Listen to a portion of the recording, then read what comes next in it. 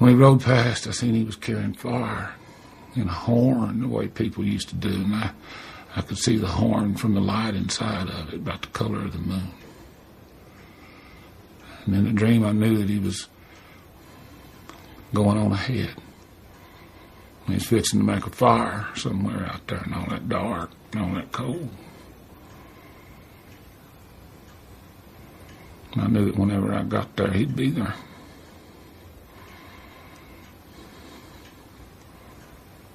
Then I woke up.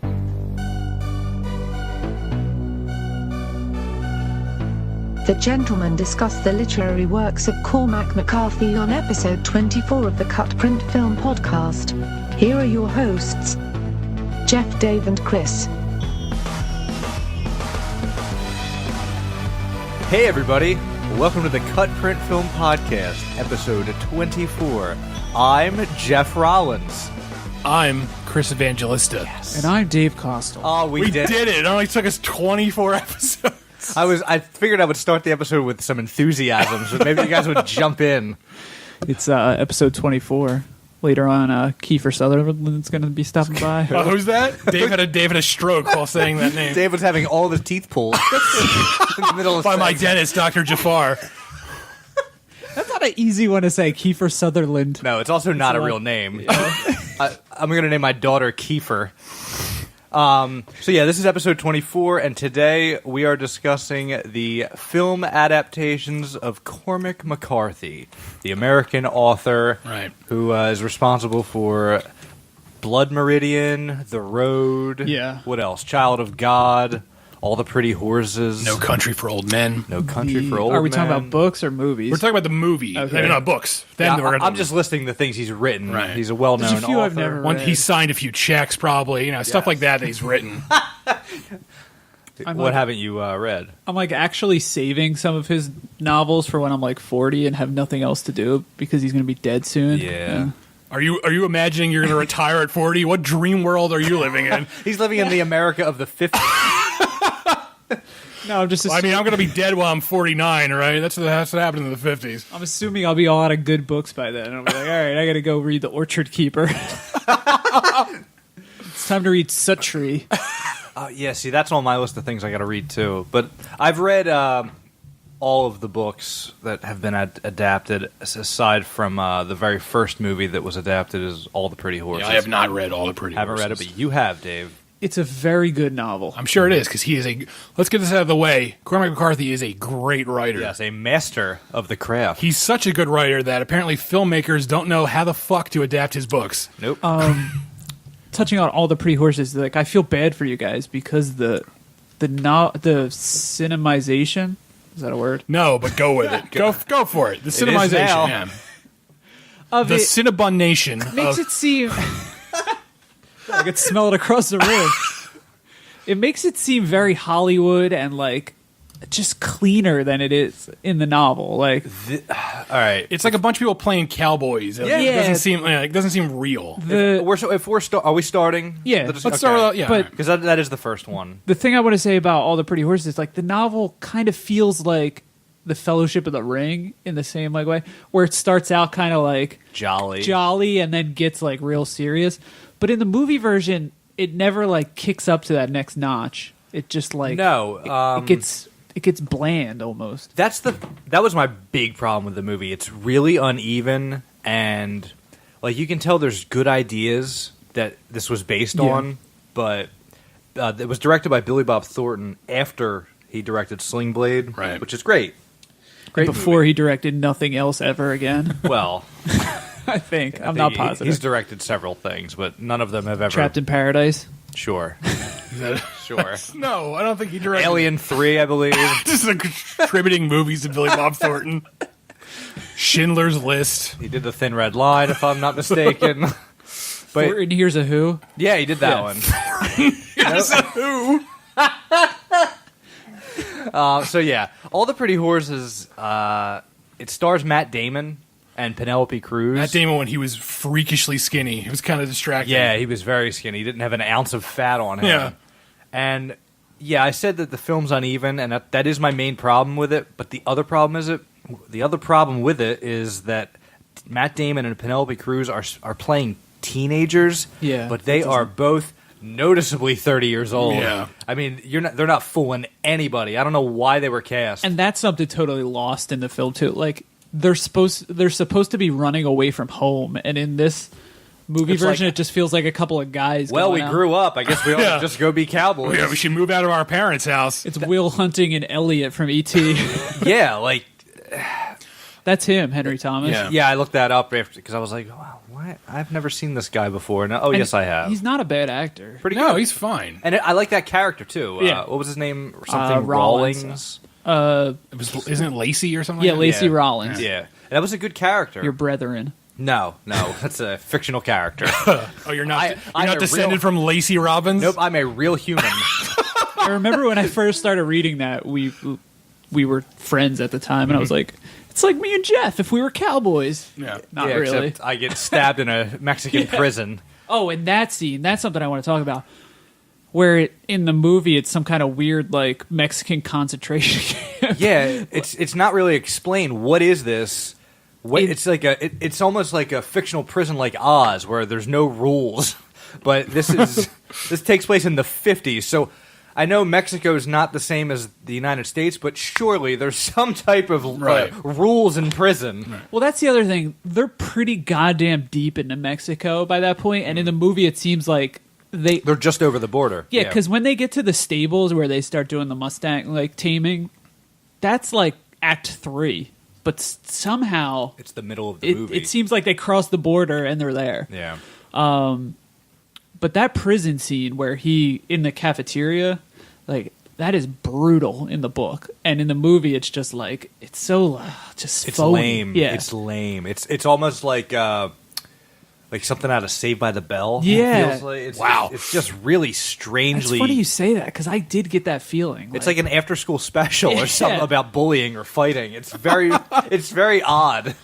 in the novel he fights off like 6 giant Mexican dudes with a metal lunch tray. Hey, that doesn't happen in the movie. Yeah, it's so brutal. Like he beats one to death with his lunch tray. Right, and then Liam Neeson comes and tells him to find a flower. Oh, I'm thinking of Batman Begins. Yeah. I'm sorry. I hadn't seen this film, so I watched it as show prep, I guess. And the first like 20 minutes or Go so. show. Yeah, the first 20 Prep rally. Jesus. I would like you to leave. It's also not called prep rally, but anyway. So the first 20. Look, I'm one drink in right. at the beginning here.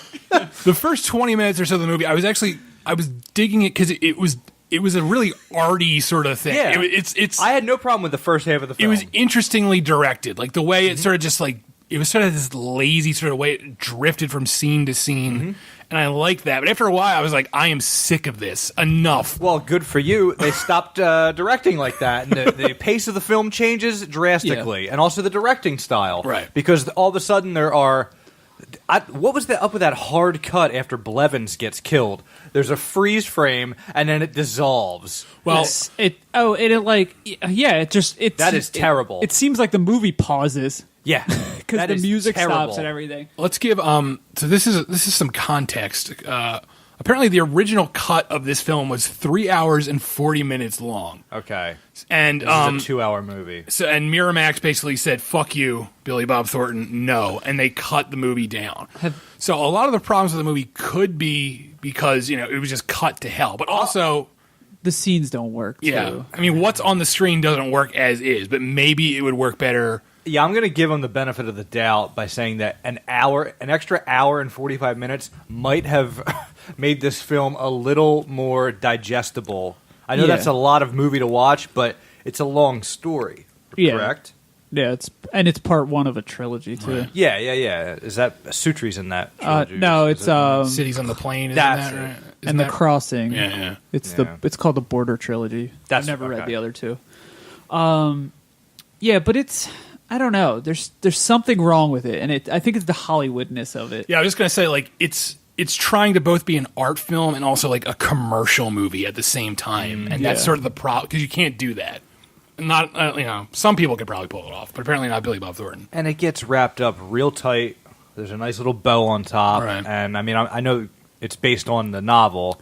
Does the novel end neatly. Well, Blevins dies in the novel, Right. And there's a really cool thing in the novel where you know how they mention it once, like, oh, that's a fake name, but like they never really know if that's actually his name. And Matt Damon goes around Texas like trying to find his family for a while, and he can't find anyone named Blevins in the entire state. It's kind of cool. But it does kind of end on like an aw shucks, like they walk up to the house together and they're like, "Oh, hey, you're got back." your horse. Just a couple of shit kickers. And it's like, "Oh, Dad was real mad at me for leaving." Like it does end on that, like, and it's strange. Hey, did you forget that you were stabbed in a Mexican prison? It is a strange thing for a McCarthy novel, and I think he was trying to write something that wasn't like that didn't make you want to crawl into a grave when you were done reading it. Yeah, not yet. He hadn't got to that point yet in his career. All right. So, I mean, there's not much I can really say about All the Pretty Horses. Yeah, I wouldn't recommend like if you've never seen it, I wouldn't recommend watching it. I would recommend at least watching it if you're a completist, but do not start with this movie. It's kind of like a forgotten movie because I remember when it came out, they were trying to sell the hell out of it, and they kept trying to push it as like this Oscar like movie, an Academy, but like all the critics just hated it, and then now like, I don't think anyone remembers this movie. That's because the next McCarthy novel wasn't adapted till 7 years later. Yeah, it's kind of weird. Like I didn't really realize. I didn't realize this was like the first McCarthy movie in like to hit the screen, basically. Before we move on to the next one, I would say that this is like the most pedestrian of all, novel. So if you like, it's not as like dense and poetic, but so if like you're not like, it's a good Cormac McCarthy primer to get you into it to read because there's still beautiful passages and shit that like makes you think on your own existence. You're talking about the book, though. Yeah, the book. Part of the reason I haven't read it yet is because I have like OCD and like because I know it's part of a trilogy, I know that once I finish it, I have to read the other two. Right. And so like I need to like block out some time for that. So that's why I haven't gotten around to reading it yet. Yeah, I still haven't read the second one. Like I'm the type of person who like once I find out something is like a trilogy, I'm like, oh fuck. I can't start that right away because because my OCD kicks in and it won't let me that's why you read the whole Game of Thrones Wikipedia. Right, exactly. Yeah. Well, you get the gist. Right. All right. So what is the next one? 7 years later. No Country for Old Men. Oh, I was going to say the 7-year itch, but yes. No, it's not. That came out well before. So No Country, especially on the back of All the Pretty Horses, shows you everything that was wrong with All the Pretty Horses. Are we all in agreement in saying that this is the only film to get Cormac McCarthy right? Absolutely. Yes. It hits every single, like, it almost makes the novel better. I mean, right off the bat, it's almost scene for scene of the novel. Yeah, there's basically. only a couple.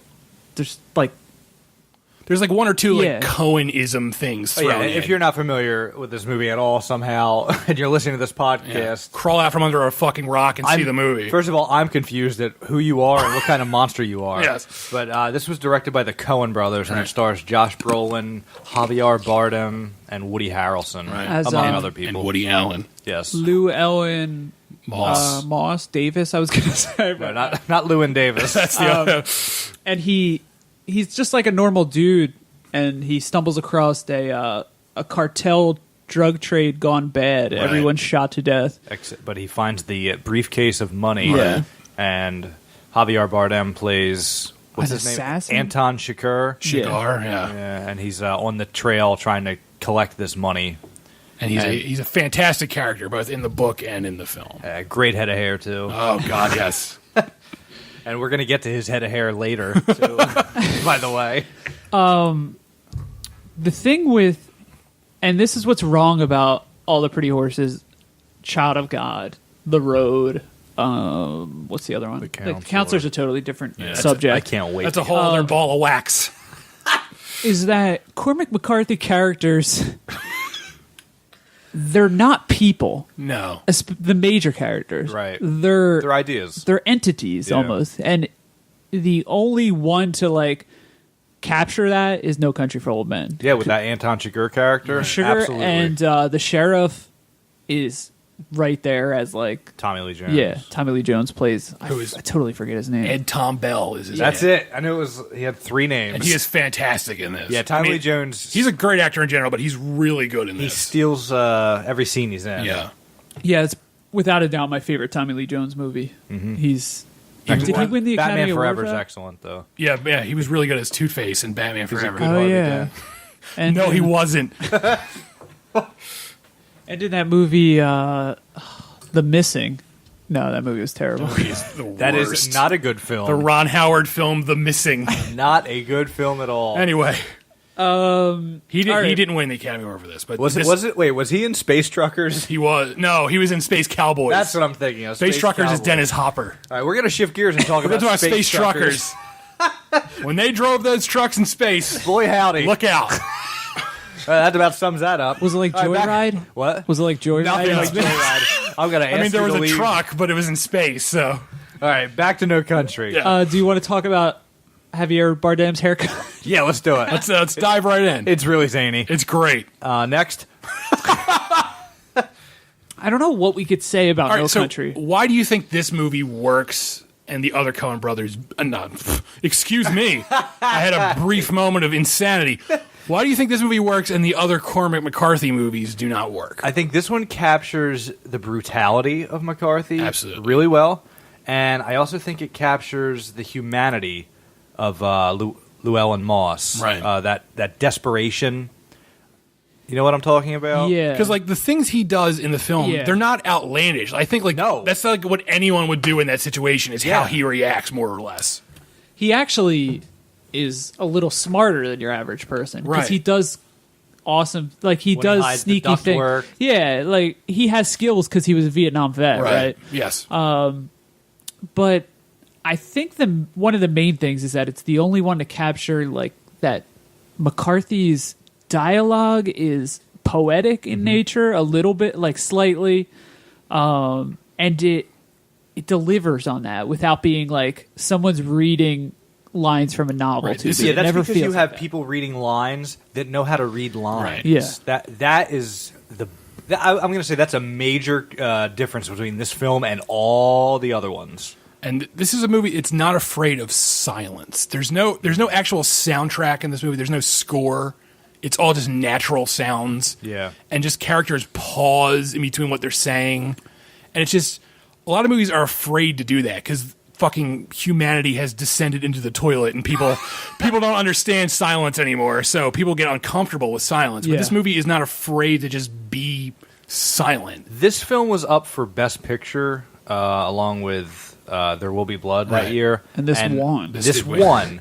And I think one of the reasons it won, I would have picked There Will Be Blood, but I think one of the reasons this won out is because of that lack of soundtrack. Whereas There Will Be Blood had long pauses where characters don't say anything, but the silence is filled with Johnny Greenwood's droning score his, for the film, his horror movie score. which is fantastic. It is. And It's great. That's one of the things I love about There Will Be Blood. But I think the public in general, or at least the Academy in general, liked that the Coen brothers used that silence to their benefit. It was kind of interesting It was because effective.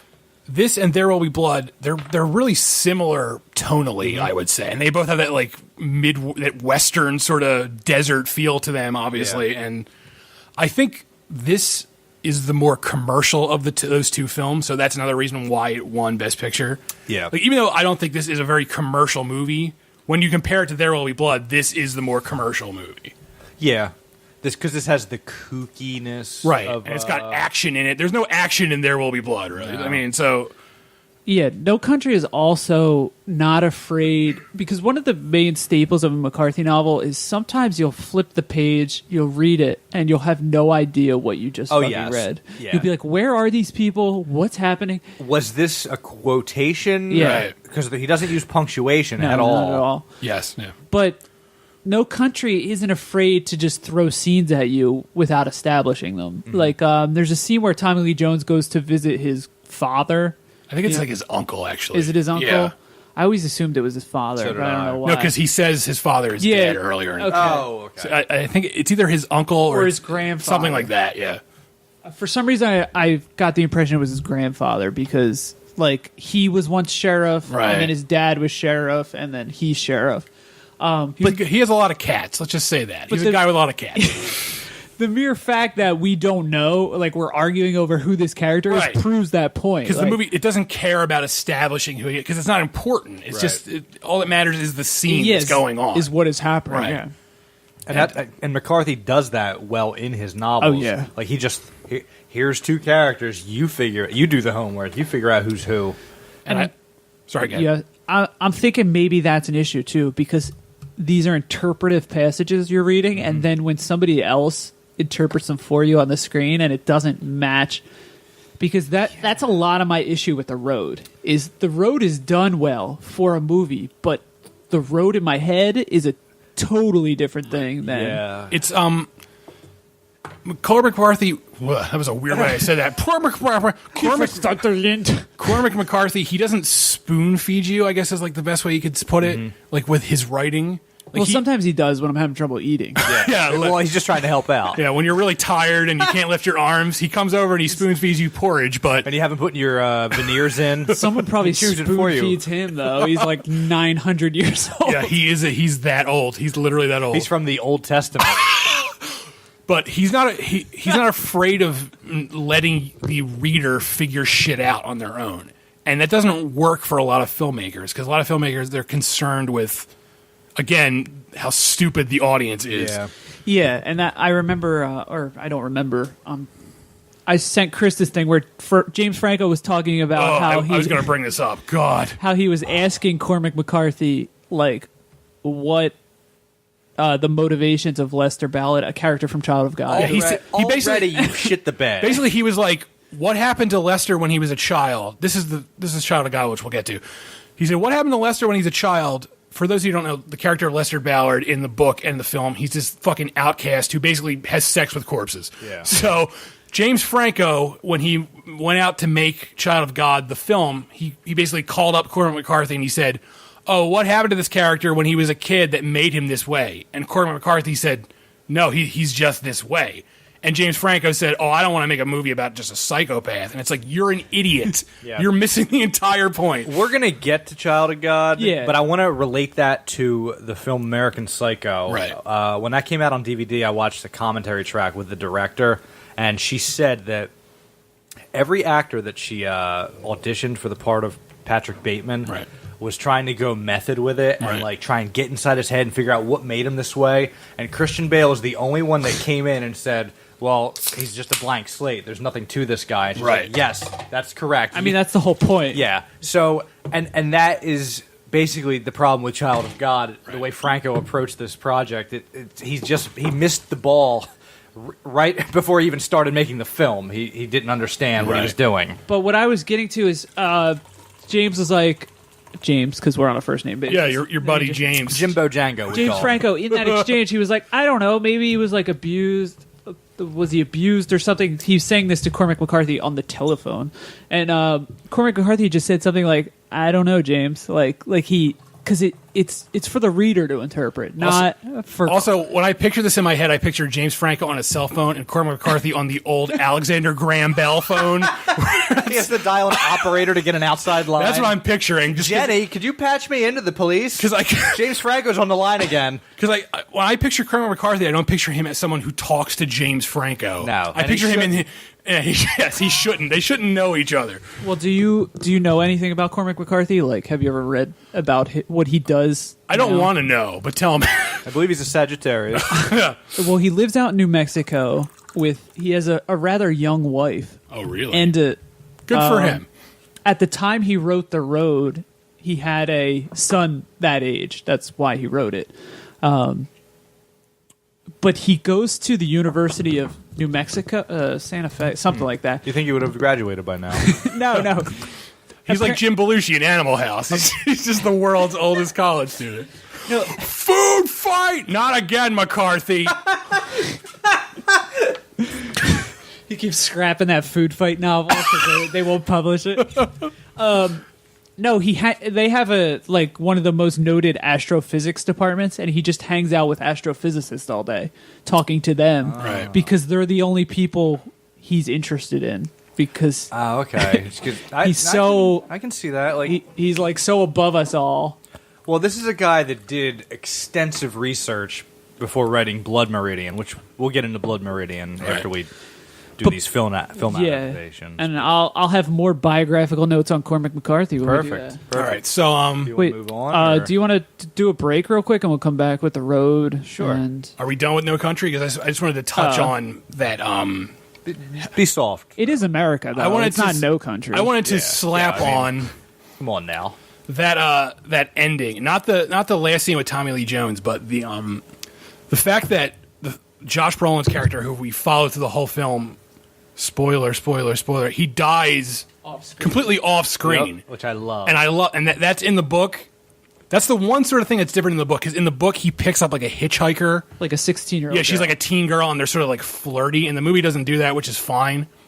But it's the same thing though. He dies just completely off page, and then he dies off screen in the film. And I love that. And and I remember I saw this movie in the theater, and there's a scene where a character pulls up and they find Josh Brolin's body, and I heard everyone in the audience around me gasp, and I was like, "Fuck, that's good." Yeah, that's fantastic. That's good that it elicits that reaction of people, because that's so unheard of to like just kill the main character and off screen. And it's cool because that character's not there. She's like floating in the pool dead. Right. Like you see her for a second. Right. So she was in the movie. You just so never readers saw of the book it. would. Right. Yeah. That's a little like tidbit for them.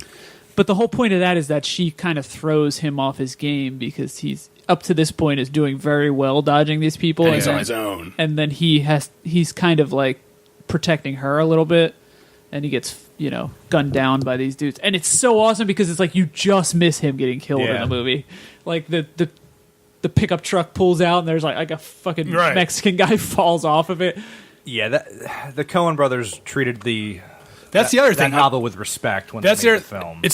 It's not even the fact that Chigurh kills Josh Brolin. He's killed by characters we don't even really know anything about. Yeah. That's the other thing. Just Mexican gangsters. They're just unnamed Mexican gangsters kill him off screen. And that's such a cool thing because I can like kind of see Joel watching their commentary and all and like interviews with them. I could see them like making that up on the fly. Like, let's not even fucking show him die. Like, it just is such a cool directorial decision. Yeah, if that's a word, directorial. It is. It is. That is a word. I like that word earlier. You got yourself a word this time. Yeah. Ding, ding, ding. Hey, with that victory, let's go to break. All right, we'll be right back with The Road. And The Ring. Oh, no. Sorry. Child of God. Then we will touch on Cormac McCarthy's screenplay, The Counselor. And then we'll talk about the unmakeable movie, Blood Meridian. Yes. Bud Meridian. About Air Bud. It's about the Bud Bowl. It's just Budweisers all day. All right, be right back. BRB, as they say. Here at CutPrint Film, we do our very best to keep you in tune with the movie industry. We're revolutionizing the way you read movie reviews by putting them on the internet. Go to CutPrintFilm.com and we will guarantee you a pleasant experience. We're breaking new ground every day to bring you the finest material possible. We've partnered with such clients as MoreLikeRadio.com, AntiFanboy.com, and Joystick Jerks, the podcast. So check out all of that and more on CutPrintFilm.com. And remember, have a CutPrint Film day.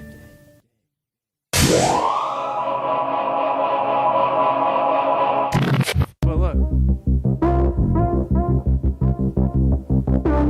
Hey. Hey, everybody. We're back. We're back to some freaky music. Back in a big, big way, as far as I'm concerned. Dave, what music is this from? This is from The Nick, starring Clive Owen.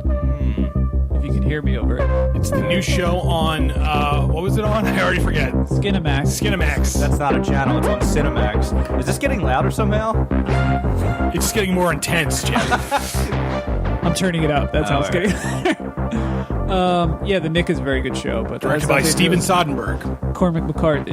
Yeah. But there's not really any appropriate Cormac McCarthy music. No, they're weeping. There's that Cormac McCarthy rap song. Or there's the endless banjo from Child of God. Yeah. But Well, we're going to get to that. Yeah. But first, let's get to The Road. 2009's The Road, directed by John Hillcoat, who you may know as a music video director. He did work for Nick Cave and In Excess. So Also- who else would you pick for your Cormac McCarthy adaptation? also, he owns the Burlington Coat Factory, I believe. Jonathan Hillcoat. He also did. He did the Proposition, Yeah, which which is a I very think is a good cool movie. movie. Yeah. Which was written by Nick Cave. Well, I love Nick Cave's music. I'm not a big fan of his literary work. I never read any of his books. I like the Proposition. Do you like the Proposition? Have you seen it? I've not seen it. It's good. It's really violent, so that's kind of it's like shockingly violent, All right. which is Well, Nick Cave's dark, but his latest book, The Death of Bunny Monroe, Right. is nearly unreadable. I have not dipped my toe into the Nick Cave literary works. Into the cave of Nick Cave. Yes, I have not ventured into the cave of Nick Cave. If you watch The Proposition Yeah. and then I told you that guy's going to make The Road, you would be excited like I was Oh, okay. before The Road came out. Yeah, because the Proposition seems like the direction of the Proposition seems like it's perfect for the road. But then But- it's not. Yeah. And it seems like maybe... See, Well, let me just preface by saying I don't think the road is a terrible movie. I don't either. It's okay. I like the way The Road looks a lot. I think if the road were its own movie and not based on the McCarthy novel, it would be a lot better. But once you know what Yeah. source material it's from, it's kind of disappointing. Yes, it is. yeah. Dave, I think you have the strongest opinion on this. It's so mediocre that makes me more angry than if it had been bad. Because I think that's like a good way of putting it. Like, it's not good, it's not bad, it's in between. It's mediocre. I have a theory, though, that this was made for the Weinstein Company, and Harvey Weinstein is notorious for meddling. Yes, he is. I remember when this movie was like being sold to the public, the trailers Oh, God. the trailers made it look like this action movie. yeah, like this apocalyptic, like the This is- apocalypse is yeah. coming. they made it look like the Dawn of the Dead remake. It was the basically. Into the Storm trailer, just... And they kept like showing Charlize Theron's character as if she was like this big part of the movie, which she's not. Which is smart from a marketing standpoint. Yeah, but it's also you've read the book, like 2% of the show the population sexy did. babes, and then... What's that? Salacious babes? salacious. You show the sexy babes, and Oh, then you yeah. get the 18 to Yeah, you 24. Get those bikini babes in there. Cormac McCarthy's Bikini Babe Road. Girls Gone Wild, Cormac McCarthy edition. They got to have a fundraiser at the Bikini Car Wash, otherwise they're going to close the arcade down. Written by Cormac McCarthy. Everyone dies at the end. I want that to exist. Everyone dies at the end. Well, we didn't say the car wash. Dies. No, So I just feel like to, John Hillcoat was not an established director at this point. So I Right. feel like he may have been pushed around a little by Harvey. Well, Harvey likes to throw his weight around. Harvey Wallbanger. To get his, yes, it's a delicious drink.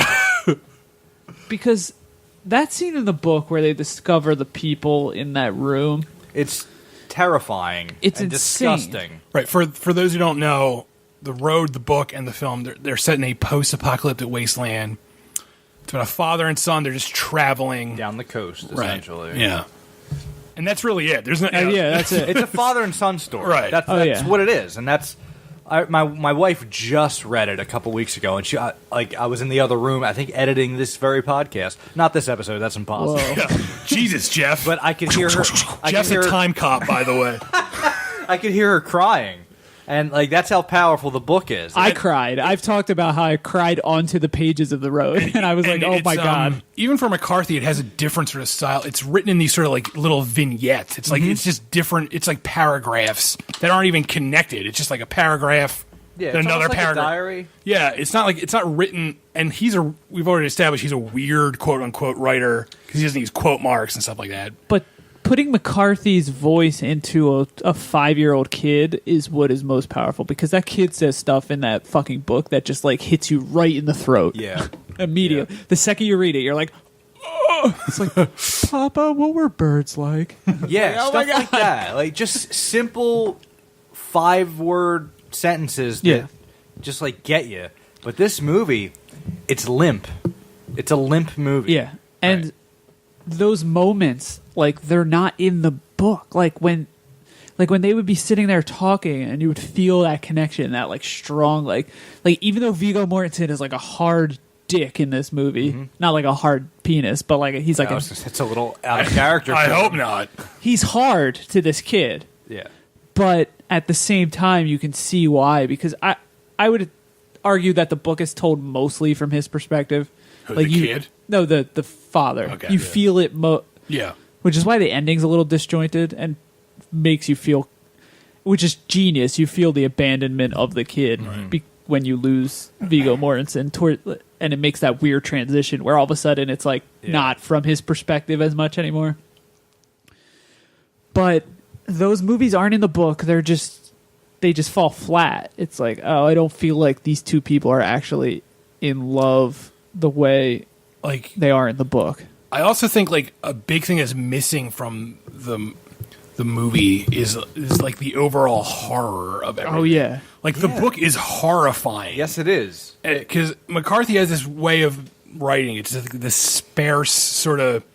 He doesn't have to explain a lot. You just get the horror from what he's saying. And the film, you'd think a film will be able to just pull that off because it's a visual medium, but it doesn't. Like, there's a sequence in the book where they find like a basement full of people. That's the one I was talking about. Yeah, being kept captive by cannibals. And that in the book, it's terrifying. In the movie, it's sort of like, there's people in a basement. Like, it doesn't fucking feel horrifying. But It's a living. Yeah, the dinosaur from the Flintstones is there.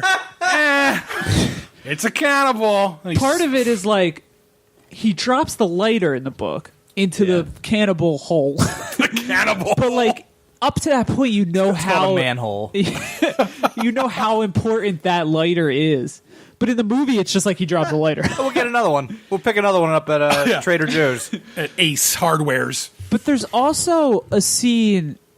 There's scenes in the book like that are epic. Right. Like they're walking down the road and there's just people, hundreds of them, melted into the road. Like they're skeletons. And at one point he picks up like a blender and he just is like playing with it and kind of walk. And none of that's in the book. There's another part that's in the movie. in the movie. Sorry. Is this? I can't remember if this scene is in the book. I want to say no, but there's a scene in the movie which it takes me out of everything where they find like a Coke machine. Oh, I love that scene. Is that in the book? I think so, but it's not even nearly as powerful. In the movie, He doesn't say. in the movie, it's goofy. He's like, "This is for you," and he gives him the Coke, and it's just like, And it's ice cold and it fizzes when he opens it. No, but it's because he's never, like, he doesn't know what that is. and somehow that Ice cold that Coca-Cola. I do actually remember this in the book, and it works in the book, but in the movie, it's like, yeah, it just come off as goofy in the movie. it's like he's like, "Papa, it's delicious." I think, I guess part of that is the kid playing the boy, Cody Smith, not McPhee. Smith, Smith McPhee. Yeah. And just in the book, it's fine to see the word "papa" over and over again, but in the movie, to hear a kid say "papa" In frequently, 2009. the kid's a little old too, and that's because like it's hard to get a young actor. yeah, you can't get a young kid who. He's not a bad actor. No, he's good. He's a good child actor. It's just I don't know, just something about him in this film rubbed me the wrong But- way. That scene is also like in the book. It has like symbolism to consumerism and like Right. you know, like something that's bygone, and it immediately connects with this kid in a way that like when they both enjoy a delicious Lunchables lunch snack and a Coke. and a Chef Boyardee. There's also a scene in the book where they come across like the baby on the spit. Yeah. And, like that's fucking horrifying Yeah. in the book, and in That- the movie it's just like That's so horrifying that I remember it vividly. Oh, yeah. from the Right, book, yeah. but I don't remember it at all in the movie. At all. Like in my head, I'm like, that does that happen in the movie? I don't remember it in the movie. Well, here's the thing about this book that is unique to any other movie I've ever seen any other book I've ever seen out of the movie is that once I see a movie of a book, it immediately replaces the memories. You imprint the people, Right, the yeah, actors yeah. into your memory. but of the book. road, I still have those Yeah. original That's because this film is so forgettable. Oh, It's yeah. utterly inconsequential. That's the actually way to put it. remarkable. This film has accomplished this remarkable feat where it just doesn't matter at all. You're watching, you're like, huh, that was something I saw. What did we just watch? Yeah, I saw this in the theater, and I have no desire to ever watch it again. No. And I didn't hate it. I was just like, well, that was a movie, whatever. And those scenes when he's like going into the boat in the book, they're like so cool. It's powerful. Yeah. And then in the book, it's like, oh, this guy climbing around on a fucking boat. Oh, he's back. And then Child of God takes that premise to the ultimate. Like, it takes that premise and shoves it right up its own ass. It's great. Like the idea, not the premise, but like the idea that like this is just stuff happening.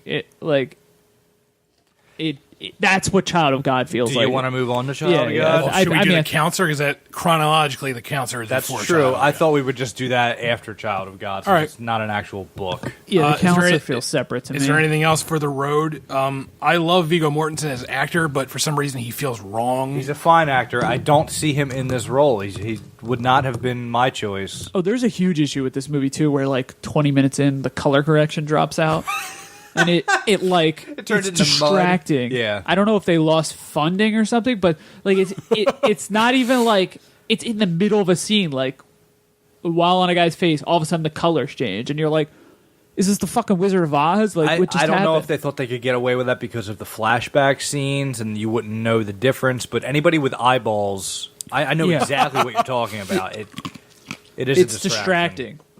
And up to that point, it has like a good hue, and then after all that, it's just seaweed mud. Yeah, it's horrible. It just looks like your friend went out on a normal day and filmed the movie, and that does not have an apocalyptic or feel. His Android, which, as we all know, is a subpar phone in landscape mode. All right, so moving on to Child of God. Child of God. Let me came out this year. Let me preface this by saying I did not bother to watch Child of God. All right, because that concludes our discussion on Child of God. I love the book. I actually read this book this year, and oh god, it's remarkable. There's a sequence in this book where it's literally just Cormac McCarthy describing fireworks going off, and it's one of the most beautiful things I've ever read. And nothing is happening. It's just fireworks. I should have like printed it out to read it, but it's gorgeous. So when I heard James Franco, who I fucking loathe, is making Child of God, I realized I don't want to see this. I have no reason to fucking watch this movie. And you were right, because I did see it and reviewed it for CutPrintFilm.com. God bless you. Mother of God, this thing stunk.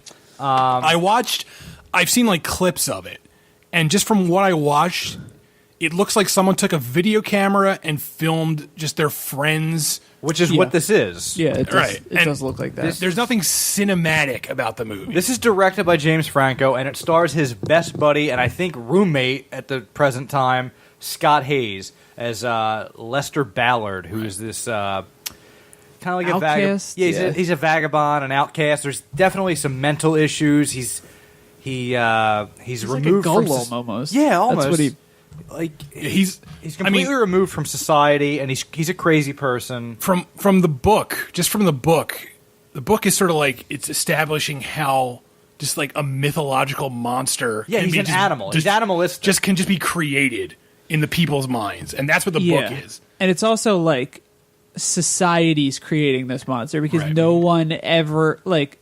He's not that bad at first, but you see like the gradual decline is because he keeps being put in these situations that he shouldn't be in. You know what I mean? Yeah, he's unequipped mentally to handle these situations, and yet here he is, time and time again. Yeah, he just keeps going down the rabbit hole of insanity. He's always going down instead of climbing out of the hole. Right. Except for the last until the end of the book where he literally climbs out of a hole. He comes out of the ground like a dead person. Right, like Jesus, essentially. Yeah, I mean, that's... all right, so sell me on Child of God. I can't, because this is a dreadful film. Well, I want to say this before we destroy the film. If you really want to read something, and you have... this is a short... You can read this in 2 days. It's really... 200 pages? It's not that long. It is beautiful and horrifying at the same time. This is, I would say to anybody, if you're going to start with Cormac McCarthy... McCarthy. And then drink some coffee. Drink a cup of coffee. Yes, have a cup of coffee. Yeah, if you're going to start reading Cormac McCarthy, start with Child of God, I would say. It's easy read, but it's him at his most brutal. Yeah, I would say, like, if you're squeamish, go with all the pretty 'cause horses. the main character has sex with corpses, so this is not like Right, it's a brutal read, but it's a fast read. it's accessible while also being horrifying. and it's also a fascinating read, and it's not like a book where a book like Blood Meridian. That's a dense read. Yeah, don't start with Blood Meridian, even though that's I think his best best novel. yeah, we'll but get to that. Don't start with that because you will lose your mind. But yeah, I recommend starting with starting with Child of God the book and burning your copy of Child of God the film. Rip out the tape of the VHS you have for some reason. There's a scene in the book that like sticks in when he's hoisting her up into the attic with the rope, and it's so the movie kept ruining scenes over and over. The movie has a habit of going the Three Stooges route with a lot of the horrific stuff that he does. Like he has sex with a corpse in a car, and we see the goddamn car rocking. Oh, thank God! Like it's out of an episode of Beavis and Butthead. That's how you should frame that fucking shot, you loser. It's just like everything's played for comedy when it shouldn't, and it doesn't work as comedy, by the way. No, but it shouldn't be played for that either. And the movie's like a lot of yelling. It's just like that's most of the movie. Yeah, sounds great. This is a poor job all around. Well, no, I will say Scott Hayes does a great job as Lester Ballard. Physically, he physically embodies the role. He's really good at it. I'll say this as a criticism on the medium is that he's hard to understand at points. Yes. But like with the book, you can kind of like read the line again and then kind of figure because it's written like orthographically, isn't it? Yeah. Yeah. So it's like you read it and you're like, those aren't words. But then you put it together in your head. But in the book, with this film, you would have to watch the scenes over and over again, which, listen, I'm not doing that. Yeah. I will not watch this ever again. No one wants you to do that. I was deep sighing throughout this movie, just like, are you I seriously think, kidding like, me? If you gave the three of us the same equipment and Scott Hayes, we could have made a better Child of God. Yeah, I feel like anyone could have made a better Child of God except James Franco, who doesn't get it. I gave this film a 3 out of 10, and Dave told me I was being generous after watching it. And I'm a James Franco fan. Right. He's a Francophile. Yeah. That's why he's smoking a clove cigarette and drinking coffee with chocolate in it. And he's surrendering. Nice beret, idiot. I get it. French. You know what I'm talking about. Thank God Dave slowly got it. What I did like about this film, aside from Scott Hayes' performance, was the cinematography. It looks gorgeous. I mean, they shot this, I think, in the Appalachian Trail, and I love the way it looks. I mean, do you mean the cinematography or do you mean the scenery? Because from what I seen from the cinematography, it's garbage. All right. Look, this is James Franco's. You just don't want to give Franco. It's very credit. shaky cam for no reason. This is James Franco's director style. He watched a bunch of John Cassavetes films, and he said, "Oh, let me fucking do that. I can do that. Yeah, I can fucking handheld all my films even when they don't need it." But it's and for the record, John Cassavetes is actually an artist, whereas James Franco is a piece of shit. But every other actor in the movie just feels like someone who happened to be around. They were walking down the street and they're like, "Yeah, you like movies? Want to be in one?" Like there's a scene in the jail in the novel where Lester and the black guy across from him are talking through the bars, and it's very powerful in the novel. And in this, it's just goofy. It's played for laughs again. It's played for laughs. Like the whole time he's singing something in the novel, he's singing like "Gonna fly home like a motherfucker." Right. Yeah. But like in this, it's just like the guy was reading off a piece of paper. Gonna fly home like a motherfucker. Like it doesn't work at all. And the melody he's singing is like a modern melody. Yeah. This whole scene, I told Dave earlier today that this scene, like he's a member of 3-6 Mafia. like the whole movie takes place in the 50s, I think. Yeah. And this scene seems like it takes place in 2014. It's so everything about this film is disjointed. I said that like the whole film feels like it takes place in a rockabilly convention. Like it doesn't. Yeah, where's Brian Stetzer? Where are the Stray Cats at? It doesn't feel authentically 50s ever. It just feels like 2014. 50s. And then here comes a 1950s Ford rolling up to let you know that. Like, why are they driving the fucking Ghostbusters mobile? So yeah, Child of God stinks. Big It's time. bad. Put that on your poster. But read it. It's very good. Yeah, it's a fantastic Just novel. read the book. It's really good. The last... Well, Cormac McCarthy did The Sunset Limited, which was a play for HBO, but none of us have ever read it or saw it. No. So we're not going to talk about that. It's on HBO Go. If Yeah, maybe it's good. Who knows? Yeah, we don't know. Certainly Yeah. not us. Yeah, no. Not the film podcast you're listening to. Not We the didn't film- watch it. Yeah, not the film podcast about Cormac McCarthy. We certainly didn't bother to watch this. Child of God is so bad that if you told me I had to watch one of these movies again, The Counselor or Child of God, I'm going to watch The Counselor. Oh, Okay. absolutely. All right, Yeah. so now we're going to move on to The Counselor. Which came out last year, 2013. So I was so excited for this movie. Dude, 'Cause, I saw it opening day, like Your the poor Thursday wife. night showing. Your poor wife. like, I saw the trailer. I saw that. First of all, that cast, except Cameron Diaz, is fantastic. It is. It's an excellent cast. What happened? Ridley Scott is, in theory, a great director. Cormac Yeah. McCarthy is a great writer. Everything about this movie should have worked. And then... What was such a big deal was like, oh my, because like Cormac McCarthy basically just dropped this script into Hollywood out of nowhere. Yeah. And everyone was fighting over it. And it was like all over Variety, like Cormac McCarthy has written a fucking script. Yeah. Holy shit. Because he originally wrote No Country as a script, and then at the last second decided to make it a novel instead. Okay, well, that worked out in his favor, but this Yeah. did not, because No. I don't know how on earth you two were excited for this movie. Because I saw the making of this film, you know, when you go to the movies and they Yeah. show you like Coke commercials, Right. and then... You've been watching. Yeah, I was in denial. That mess. I watched the making of this film, and my wife and I looked at each other when we saw that Cameron Diaz mock having sex with a car. Ugh. We looked at each other and almost Scooby-Dooed out of the theater before the movie even started. You snagglepussed exit Yeah. stage left. This movie looks like trash. Shit even.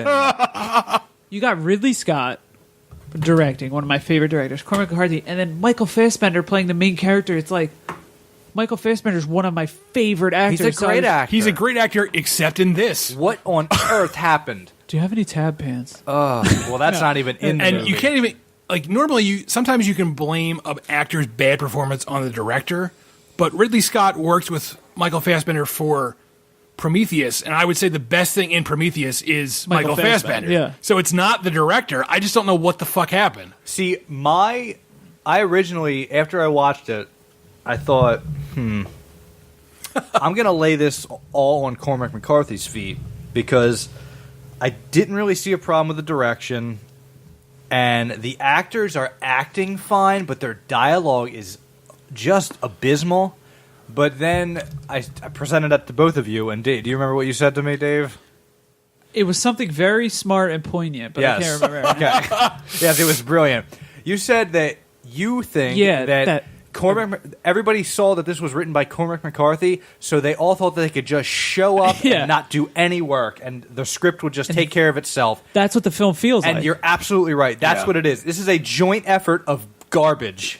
It's everybody's to blame on this one. It's like when you had that group project in high school and you had the smartest kid in the class in your group.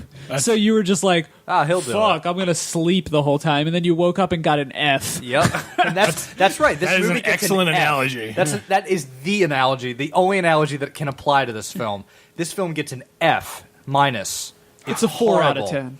What's that? I would have given if we had been a site back then, I would have given this a 4. Really? Yeah. It's better than Child of God. There's which you gave it 3. there's a few things I like in the movie. I like spoilers. I like Brad Pitt's death. Yes. Because it's ridiculous. Yes. Brad Pitt gets killed by a contraption out of these Saw movies where You want to play a little game? Well, it's a fucking Chekhov's head noose. I don't even- because they yeah. talk about it the like, whole yeah, earlier, several times in the film, Brad Pitt talks there's no about gun. It's just a head noose. he talks with a about how like razor wire. the Mexican cartel have this contraption that they put around your neck and it tightens until it cuts your head off.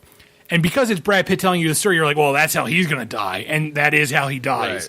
Right. And it's a wonderfully, ridiculously gory scene. I'll argue that it's not brutal because A, you see it coming from a mile away. I think it's played for laughs, honestly. And B, like, you have no attachment to Brad Pitt's character because he's barely in the film. None. I don't think he even has a fucking name in this movie. Let me look at the IMDb. Long hair McGillicuddy. His name is Westray, according to IMDb. All right, good for him.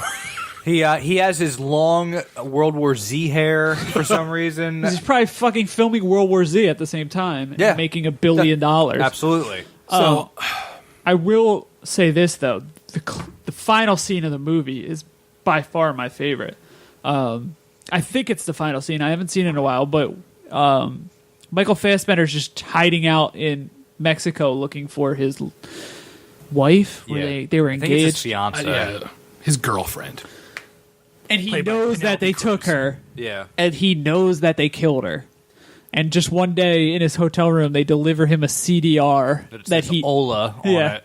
Yeah, and he knows it's just a video of her getting her head chopped off. Right. It's just this fucking scene of him sitting there holding the CD and crying. And they also had a conversation earlier in the film about if you were given a snuff film, would you watch it? And he says no because it would implicate me in the murder.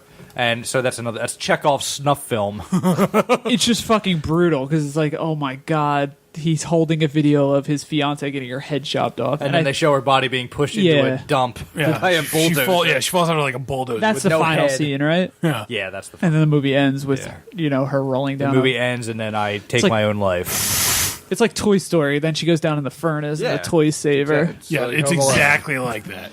But everybody's terrible in this. Especially, I think the MVP for terribleness is Cameron Diaz's character. Well, you could say that about any film she's in. Cameron Diaz's character, if played by a better actress, would be phenomenal. Because this character more or less orchestrates the entire film. Yeah, and so we're to believe she's like the lady. She's like the Lady Macbeth. Yeah, we're to believe this old lady trying to play sexy. All right, orchestrated this entire thing. Not buying it.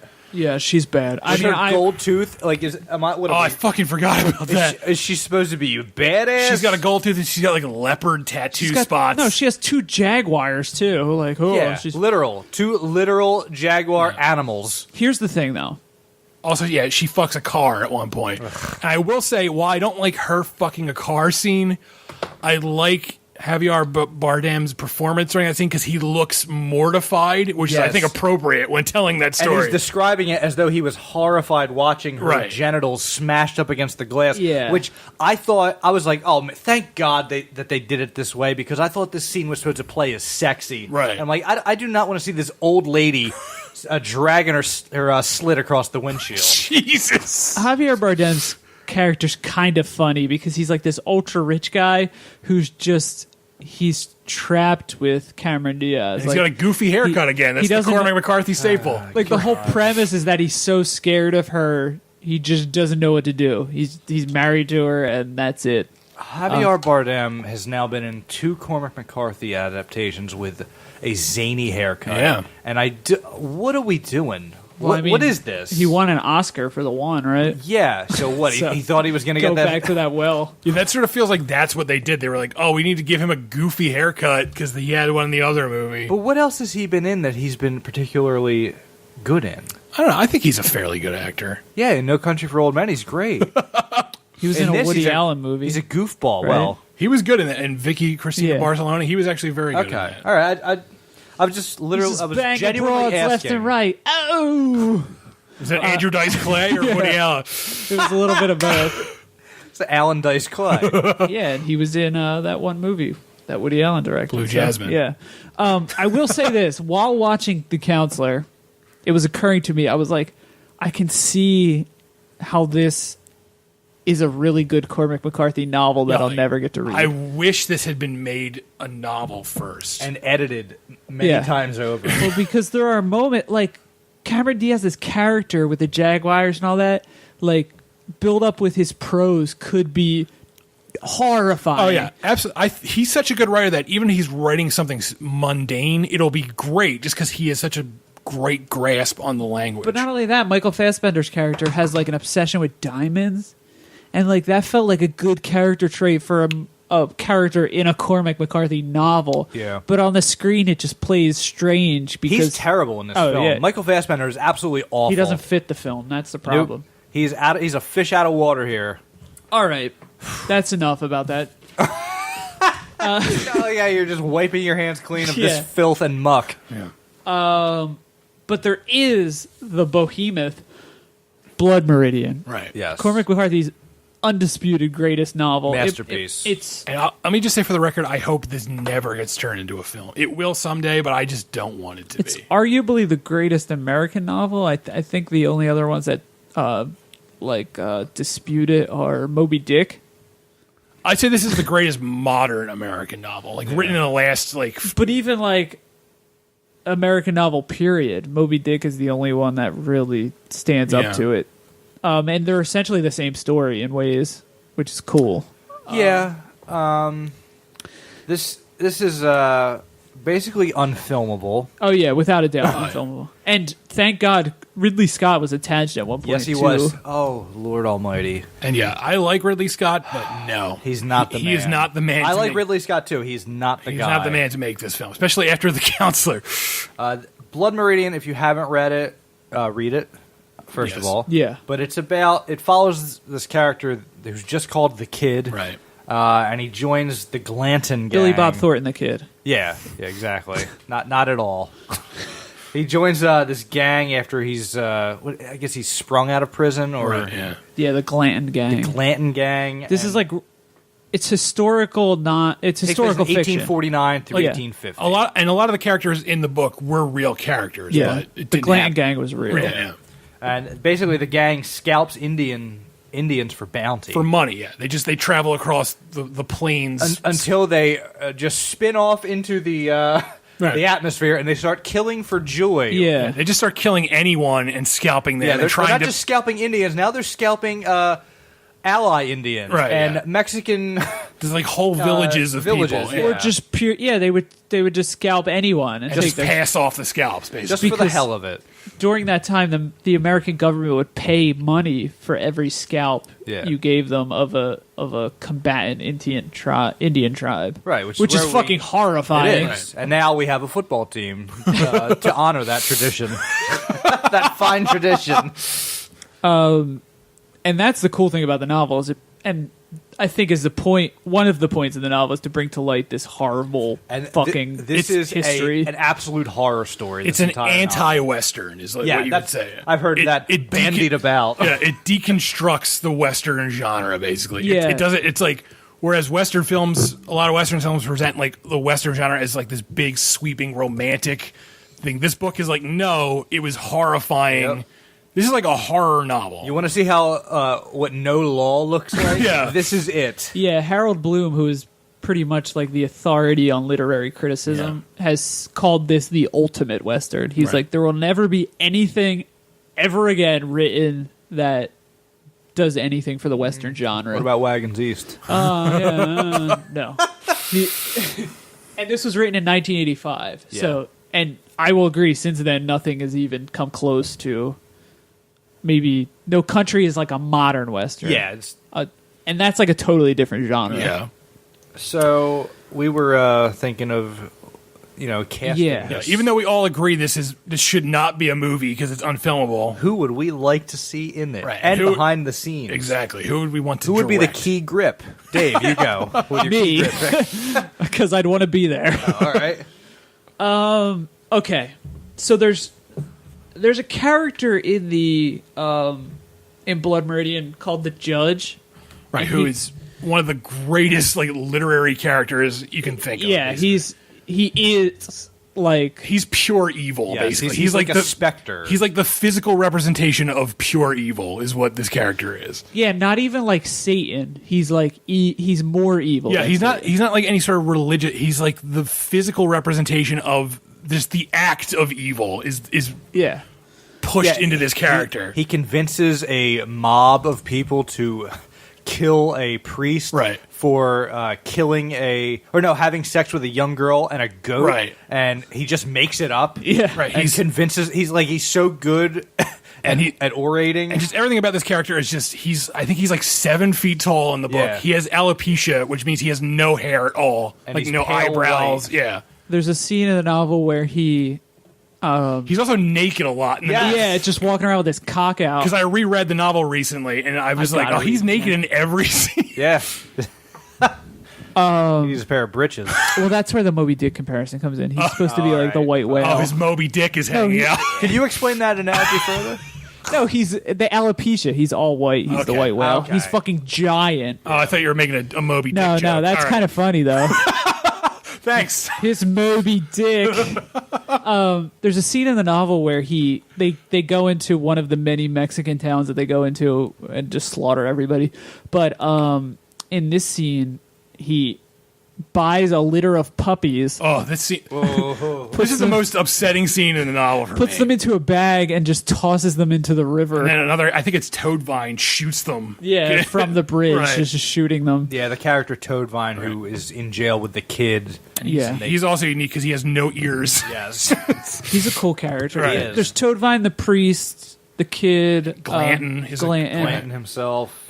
What's the little creature that's with them? They just call him like the Fool or something like that. And then there's 2 guys with the same last name. One's black, one's white. Oh, it's like David. I think David Brown is the name or something like that. That's funny. But I was just thinking of casting. Oh no, I'm just trying to explain how evil. There's like this weird freak guy who's with them. He's like he's mentally retarded. Basically. Yeah, and like deformed too. He's like Snark from Thundercats. But it's implied, or Snarf, whatever his name is. I don't know. I'm 31 years old. when they finally settle down, like if you could call it settling down, when they take over that bridge thing, the toll, it's implied that the judge is just like fucking this little creature guy. It's in because they're like living in the same room together. I mean, there's also this running thing that the judge is both a pedophile and child killer. Oh yeah, definitely. Because basically every village they go to, children end up dead. First thing that happens is like a child disappears, and it's just alluded to so nonchalantly. Yeah. Like nobody has a problem in this gang. This man is killing, except for the kid who's like, I mean, you're supposed to be seeing the story. Too. Yeah. The kid's not innocent. He's the least. He's no Cypher. This is not us. No, he's the least awful of everyone. Oh well, I think we need to find a new partner.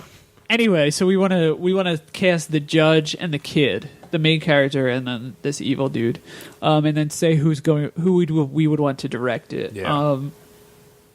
I would cast the judge as Michael Shannon. That's good. That is good. I mean, he's a tall guy, but I always pictured the judge as being like heavier, like flabby, right? Not like obese, but like like some masculinity to him. I'm picturing Michael Shannon shave his head, have him gain a few pounds, and then like he definitely needs to maybe carb up, maybe like boost him up in post, like. Height wise, I'm not gonna say my put actor him on yet, Nickelodeon moon shoes. But basically, I would say the way you should do the judge is the same way they did Gandalf in the Lord of the Rings movies, where he looks like forced perspective. Yeah, forced perspective, where he looks bigger than he is. Yeah, that would be a good way to do it. I can't think of any actor who is 7 feet tall. So. No, Vince Vaughn maybe. Perhaps he's terrific. Perhaps Manute Bol can play the judge. Or maybe he's just doing layups. Or maybe if the CGI ever gets good enough, you could have Andy Serkis play him. Motion capture the judge. And then just beef him up and pose. Just this giant CGI man. Judge, no, kill. He's just forever locked in Caesar. He can't. That's the only thing he knows how to play.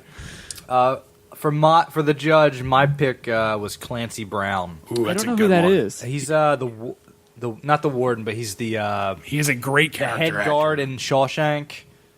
He's in Highlander. Have you ever seen that? He's also in Carnival. He plays the brother. Justin. Okay, yeah, this guy. I've seen him before. He's one of those actors like you see him and you're like, oh, that guy. He's enormous. He's a fantastic actor, and he always plays a menacing character. Yeah. He's got the judge face, and he almost has the Michael Shannon face. They have that same. He's got a crazy, weird but look to them. Composed, like it's composed, crazy look to him. and he's a big guy, like he's a manly man. He's got like broad shoulders, and it's what I picture the judge as. Like if he was standing there naked with his dick out, like I'd say, sir, this Please, is no way to. please put these pants on. You're at a restaurant, sir. Please get out of the Chili's with your dick out. So yeah, I pick Clancy Brown as the judge. That's a good pick. Thank I you. think I know who Chris is gonna pick.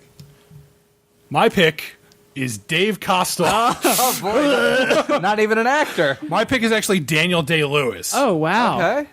Like, I think of Daniel Day-Lewis in There Will Be Blood. I think of that character, but a million times meaner. Okay. And again, I picture him, in post, made to look bigger. Yeah. I picture him with no hair. And I picture that in my head. And I picture that voice he used from There Will Be Blood as the judge. That is the voice I hear. And I just think that would be fucking terrifying to see him do, because he's such a great actor. He could fucking do anything. He does look pretty wicked with no Yes, hair. he does. So, like, picture Daniel Day-Lewis with absolutely no hair, no eyebrows, made in post to look like he's 7 feet tall. Done. Pictured. Talking in that Daniel Playview voice. Okay, I would. If we were multimillionaires on a board right now, I think I'd go with Chris's pick. All right. Thanks, everyone. If we Although could get him. I really like Clancy Brown. I hadn't even thought of that because I was thinking bigger. But I'm that's just a big Clancy Brown. He's a fan. great I actor. cast him as the kid too. Daniel Day-Lewis ties into my director, and I would, without a doubt, want Paul Thomas Anderson to make this movie. I thought about Paul Thomas Anderson. I have actually 4 names on my list, and Okay. he's on there. I'm Ridley glad you Scott. have more. Well, do we want to do director or do we want to do the kid? I would. Let's just director because you brought it up. Yeah, I brought it You up. already spilled the beans. Yeah. So let me pick the beans up. And I kind of sat there and thought for a while, and because I'm like, Paul Thomas Anderson is such like a. It almost feels hack at this point because There Will Be Blood in many ways, like the early scenes of There Will Be Blood, feel like a Blood Meridian adaptation. So it felt lazy, but at the same time, like that's perfect to me. Those scenes, like they're quiet. A lot of the scenes in Blood Meridian are quiet, and it just sits there, and it isn't afraid to be what it is. Right. The same way There Will Be Blood is. Yeah. All right. Well, my pick for director is Bobcat Goldthwait. Well, as good as he is, I went one step above and picked Jon Favreau. I'm kidding. I was about to leave. Chris, come back! He was joking. Why are you yelling? He didn't leave. It was just theater of the mind. I picked the Coen brothers. I thought about Paul Thomas Anderson, but I liked what they did with No Country, and I thought I want them to do that with this. I mean, traditionally, they're the only ones who have gotten Cormac McCarthy right, so I can't disagree. I was looking at like Western directors and who did this, but everybody just made these goofy Westerns. Right. John And True Ford. Grit was good too, Yeah. Yeah. I didn't love True Grit, but but it was well done. it was well done. I didn't love it. But yeah, I picked the Coens. And if they would be able to inject a little bit of humor into the Blood Meridian, it could be amazing. Like Yeah. Coen brother humor, I mean. Right. Yeah, because it is there. There is Yeah, it's some definitely humor. Right. But yeah, Coen brothers. Like when the guy's pissing and gets shot in the dick with an arrow out of Perfect. nowhere. Hilarious. yeah, nyuk, nyuk, nyuk, nyuk, I say. So, Who'd you pick? all right, so I did have Paul Thomas Anderson. My one caveat for Paul Thomas Anderson is he's never made anything this violent. That's why I didn't go with him. So I don't know if he can pull that off. So I had 4 names on my list. Paul Thomas Anderson is one of them. Another one is Andrew Dominic, who directed The Assassination of Jesse James. Yeah, okay. So yeah, he could definitely pull that he off. could pull it off. That's a Based, sprawling movie in Right. the same way that this is a that has that same sprawling sort novel. of thing. But again, that is also not as crazy as it Right. needs to be. So here are the last 2. The one. Hold on, before you go, can I say something? Go ahead. I think that Blood Meridian would have to be a Volume 1, Volume 2 Yeah. Really? situation. Because I think the novel's even broken up that way, where, because the Glanton Gang kind of breaks up towards the end, so the back half could be. That's true, and they aren't together until about a third of the way through Yeah. the book, so you could just do the follow kid. the kid to when he and Toadvine are in prison, and then they break That out. scene's awesome when they're Yes, in it Chihuahua is. City. So it's kind of like The Hobbit, but horrifying. good. Yeah. So, all right, the last 2 are, all right, one is David Fincher, just because I really want to see a David Fincher Western. Just because I would want be to see fun. that. And a David Fincher, that's not And he's modern. not afraid. He's not afraid of violent either. He's actually very good at violence. But at the same time, I don't know if he can do something like this because even though this movie needs to be cold, it's a different kind of cold than David Fincher directs. Okay. It's a different kind of cold than exists in the cinema landscape. Right. Period. Yes. Which is tough. All right. Yeah. So my last pick he's kind of a wild card because he hasn't done anything good in a long time. But I'm thinking back to his early career. Tim Burton. Yes. No. I'm gonna pick. I think if I Harold Ramis. If I absolutely Harold Ramis' skeleton. He has ceased to be. I would pick Francis Ford Coppola. Ooh. Based on one His good movies. Apocalypse Now, Yeah. which I think is the perfect tone for Blood Meridian. And That's And Twixt. and you kind of just gave me goosebumps because I just said the kind of cold that Right. doesn't Get that exist. goose out of here. like I'm picturing the does exist. Francis Ford Coppola insanity of Apocalypse Now, and I'm also picturing the insanity of his adaptation of Dracula, which I love, and that is a weird, is insane bizarre. movie. But that's exactly the tone I think this kind of needs in places. Like- that craziness. In my head, I picture that music from Dracula, that insane loud music Yes. over a trailer for Blood Meridian, and I get like a hard-on for this movie. Well, let me But massage holy that. fuck, Marlon Brando from Apocalypse Now As is the judge. Yeah, exactly. He's just covered in flies at this moment. But like, is he not the judge? Everybody's throwing up. That was my Marlon Brando. Not good. That was like Watto from episode 1, I believe. Your space credits are no good here. Could you do that for the rest of the podcast? Yes, I On will. the next 10? Let's put some space music under it. Fuck, Marlon Brando was that pudgy, like Yeah. that out of shape, in shape thing you were Yeah. talking about. Yeah. So yeah, Fuck, we just need to hologram him. We'll So- use the Tupac. yeah. So I don't know if Francis Ford Coppola still has that in him, but back in the day, Francis Ford Coppola would be. I think all he has in him is sandwiches and wine. yeah, producing his about it. wine. All right, so the kid who We'll just get Sophia to direct it. No, we won't. no, please no. So, Yeah, just be a twee indie. yeah, the Strokes playing over every fucking scene. What is this? All right, so the kid. Who would you have play the kid, Dave? I know this is I'm not gonna like it. The kid from Problem Child. no, I know Junior Healy. this is controversial All right. to say the least. Hitler. But because and Young Hitler as the kid. The Lindbergh baby. that's cute. I don't think you know how movies work. Okay, can I say my pick? I'm sorry. Because of his performance in a movie I haven't even seen. I've only seen the trailers for it. But I would pick Robert Pattinson. Wow. The trailers for The Rover, right. while watching it, he felt like the kid to me. Like that 16-year-old who's older because it's 1850, Yeah. and when you're 16, you're actually 25. Yeah, because your life's almost over Yeah. when you're 16 in that era. You're middle aged. Yeah. And he has that look, that like skinny, but like Emaciated. yeah, but kind of like someone who would fit into this gang of. I don't dislike Robert Pattinson's acting at all. I haven't seen The Rover, but like, I have seen the first Twilight film, and he's the best part of he's it. not the worst part. Yeah. I'll put it that way. I think he has like a great performance in him, and this actually would be good for him to show that. Yeah. I'm not going to disagree with that. That's a good pick. Yeah. I win. For me, I'm going to give my pick for the kid, Toadvine, and Glanton because I don't want to drag this on for 2 more hours. Yeah. For the kid, I pick either Casey Affleck because he has that young look to him. Yeah, but he's He's too old now, but yeah. I'm picturing Casey Affleck. And again, from that ties the into assassination. yeah, of yeah. Jesse 'Cause James. that's the perfect way to play that character. and I think like fuck it, like you have to make compromises, and I would I don't know. That's a tough one. I love Casey Affleck. I do too. So I could see him in that role. yeah, My other pick for the kid was Elijah Wood because he's perpetually 16 yeah. years old. He hasn't aged in 35 years, I believe. Yes. He looks the same now as he did in North. Yeah, he's great not good flick. though. And The Good Son. He hasn't been good since Lord of the Rings. I liked him in Grand Piano. I thought he was actually enjoyable I in didn't that. see that. I'm gonna give my pick for Toadvine. Go for it. It's Paul Dano. Yay, nay, nobody. Well, I mean, Paul Dano needs to be in this he movie. looks lizard-like. Paul Dano could be the priest, but I have like a still list of too- people I want in this movie, and it's like Gary Oldman. I don't know where, but I want him in this movie. Gary Oldman could be the priest because the priest is an older character. That would be good. And for Glanton, he's the only other person I cast. Ian McShane. He was Al Swearingen in Deadwood. That's a good one.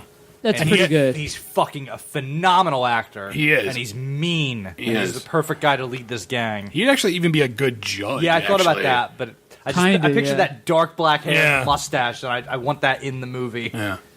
So yeah, those are my picks. Bill Paxton could be a good Glenn. How about Pill Baxton? Yeah, put him right in the back. All right. Well, all right. So I have 2 picks for the kid. One of them actually is Paul Dano. Perfect. But I'm thinking younger Paul Dano. Like, since this is a metaphorical movie that will never exist. Right. This movie probably will exist. Well, not this version. a version. The younger Paul Dano will be perfect for this. Another actor who's too old now, but I think would actually be good younger, is Aaron Paul from Breaking Bad. Oh yeah, I didn't even think about that. That would be excellent. Oh yeah. Like a young, he's too old now because he looks like he's like. I don't even know though, because like I was saying that like 25. Yeah, but he's got like that receding hairline. That's the problem. He with looks him. older now. His hair's receding. Like- He's got like a widow's peak. I'm thinking Aaron Paul from like the pilot of Breaking Bad would be perfect for this. Yeah, he would be. And and I'll just say Do you have anyone else? yeah. So my Toadvine would actually be Sam Rockwell with no ears, which would I think would be fantastic. Yeah, he would. Sam Rockwell needs to be in. Sam this. Rockwell needs to be in the movie somewhere. And then the actor I would pick for Glanton, he might be a little too young, but I would pick Jason Clarke because I think he's actually a really good actor. I'm not familiar. He's with him. he's in the newest Planet of the Apes movie. He's the human. Oh yeah. yeah. okay. Oh god. And yeah, he's that also would be in good. Zero Dark 30. He's like the main torturer Yeah. guy. No, in but Zero you Dark- could like old him up, and he would be. like he's another yeah. actor. If he's not I that could character, see I him. want him in this movie somewhere. I can see Yeah, him in I'm that. funding Chris's. Chris's Blood Meridian. But there's It'll only cost $10 million. there's an actor I'd want in this movie that I don't know where to put him. Howie Mandel. Hey, I'm the voice of the judge. not the actor, just the voice. He didn't even know the name of the character. Howard, would you please leave? Miles Teller. He's not the kid, but he should be in the movie. And I think that there is a younger gang member. Yeah, Because there's several. somebody, gang yeah, members. because there's somebody who the kid who dies early on.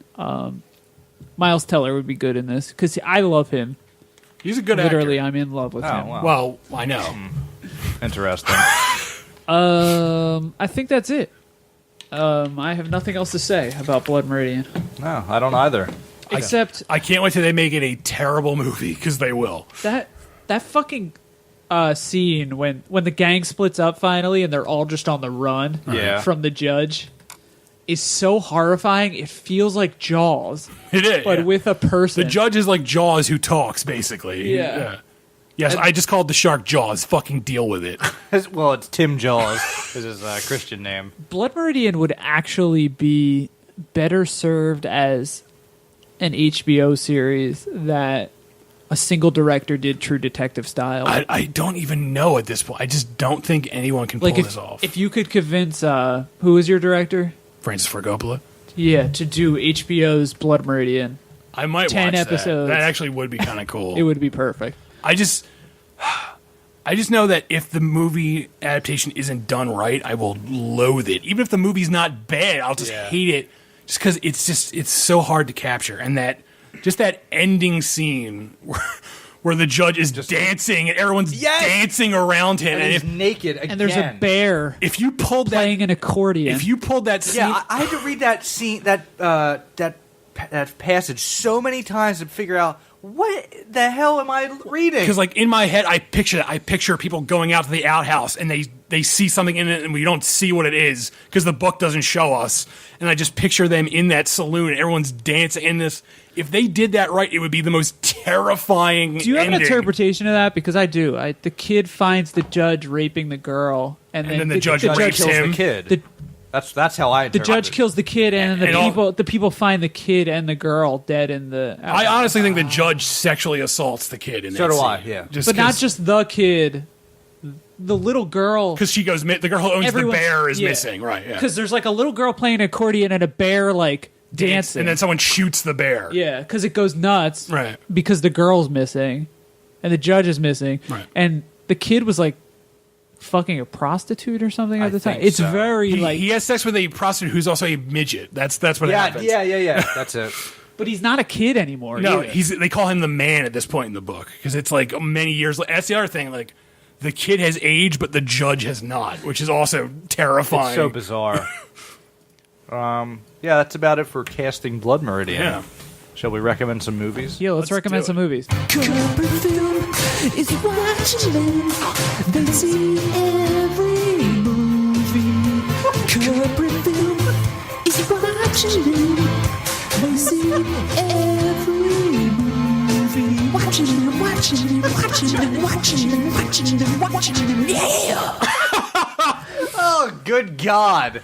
Yeah. I didn't really have the same energy as Daryl Hall. No. But No, I don't even think you were singing the same song that was playing. I'm never quite on time. Never. Not even close. That's what makes it great. Yeah, we love ye for it. They see every We're movie. getting a live show here. Yeah, we've seen every movie. Watching you. Yeah. I don't think they say yeah at the end of that song No. either. But I'll never hear it the same way again.